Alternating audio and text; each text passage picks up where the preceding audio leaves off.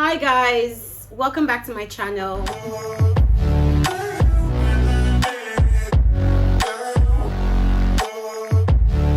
If you are subscribing or you're here for the first time, welcome to my channel. So I have different segments in my channel. This one is going to be storytelling, because who doesn't like a juicy story?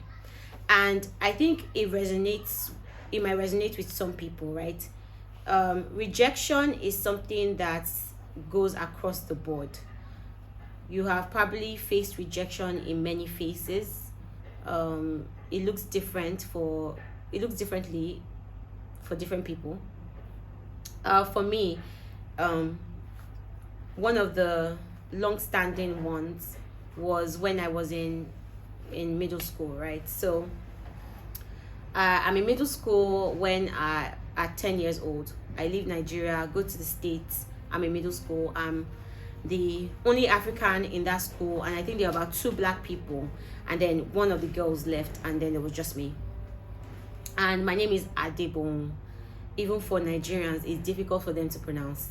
So you can imagine, in an all-white school in Texas, introducing myself, it wasn't easy to make friends, and I didn't have any friends for 3 years.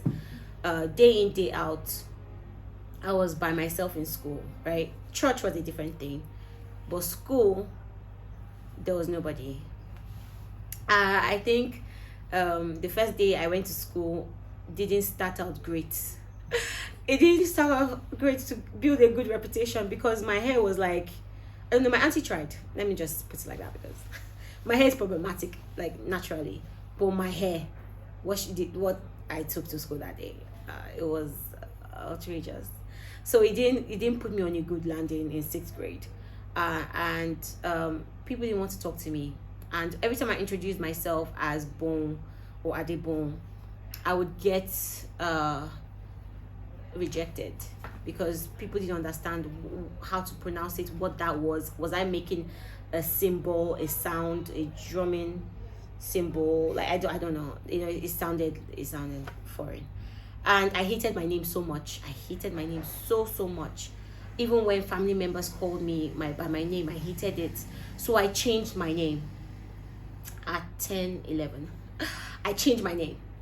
The name that my parents did not give me, I gave myself. And I said, from today onwards, I'll be called Teresa, right? And why did I choose Teresa? Because when I was younger, my mom was obsessed with Lady D, and she was also obsessed with Mother Teresa. And if you were born in the 90s and you were in Nigeria, maybe even Africa, you'll find that Mother Teresa was, publicized everywhere, right? And I didn't really know much about her, because what do I know when I'm like 5, 6? I just remember that Mother Teresa was loved by a lot of people. So I'm going to put that identity on myself and call myself Teresa, and maybe I'll be accepted. And so I started introducing myself as Teresa. Funny enough, I even joined the choir. I know, it's interesting. For those that know me, that's an interesting fun fact. But it didn't really work. I remember I made a friend, one friend, and I thought that, oh my goodness, all my efforts, they finally materialized. And she invited me over to her house, and we had a good time. It was fun. We bonded with anime. We bonded with Teen Titans, right? And I remember her mom came back, and it was just a weird atmosphere, because within minutes her mom was driving me back home, right? But I didn't think anything of it. By the time I went back to school the next day, I was like, hi, da, da, da, da. And she completely aired me, like completely aired. At first, like, you didn't see it coming, so you think like, oh, maybe she didn't hear me, and you approach her again and she's like blank, like she like she moves, like she leaves your presence. Like it was a huge blow for me. It was a huge blow. Not being accepted, having someone that I thought that was a friend, all of a sudden it becomes a stranger. So I went back into my shell, going back to the library, reading books during when I'm not in classes, going to classes. And I was by myself in middle school for that amount of time. And this kind of took me on for years, right? For years I was this way. I was trying to be accepted. So I thought that maybe at first I changed my name, then my accent changed. Obviously, when you travel somewhere, you won't change immediately, but my accent changed, and then I was even putting on an effort to even sound important, sound like the rest of the people around me, or sound intelligent, because I believed at that time that your accent was associated with your level of intelligence or level of importance, which would then translate to you being acceptable, right? So even when I came back home, I will still put on this accent. I will still speak in this certain way so I can feel accepted by other people. Other people can see me as intelligent or important. And I was taking on bits and pieces of people's personalities as well along the way, right? So because of all of this, I was taking bits and bobs of people's personalities as I took on different accents, and my accents became one swell of confusion, and so in the middle of all of this, in uni, I have an encounter with the Holy Spirit, right?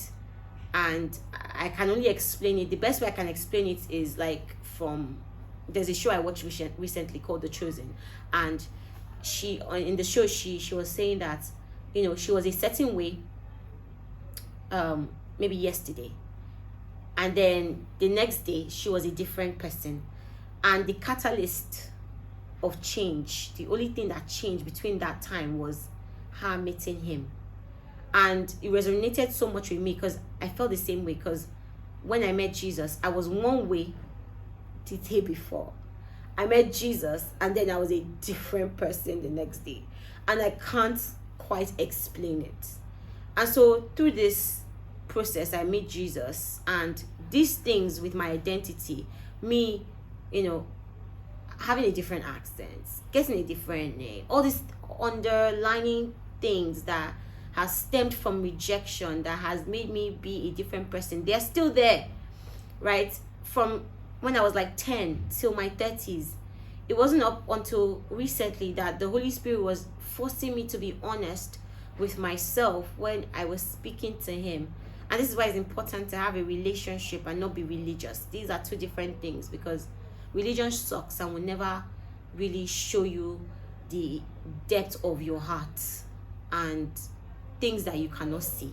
And the Holy Spirit was forcing me to be honest with myself, like where is this coming from? Some traits, some personality traits, some attitudes, some things that he was dealing with me, this accent that I was trying to feel important, inflate myself so I can be accepted in different groups or different places.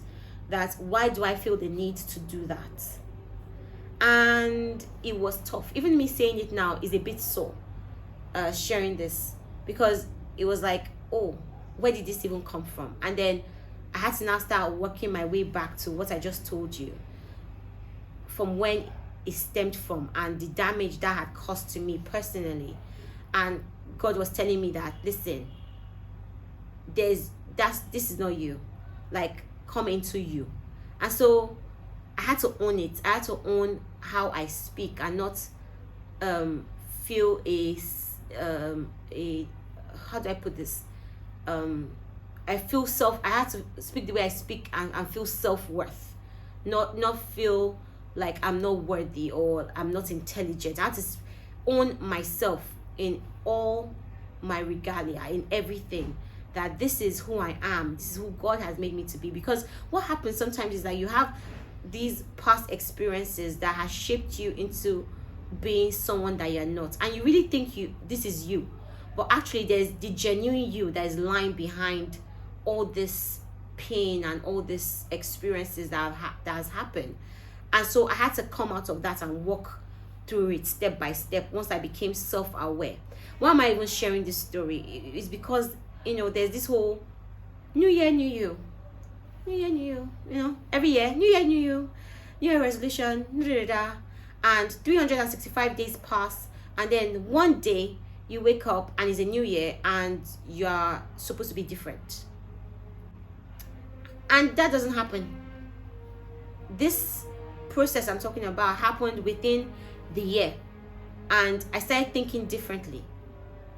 I became self-aware, and it instigated or inspired me to change my behavior and my thinking, and my confidence and my esteem changed from there. And my worth, my self-worth, or what I think of myself changed from there. And I didn't have to go into a new year for that to happen.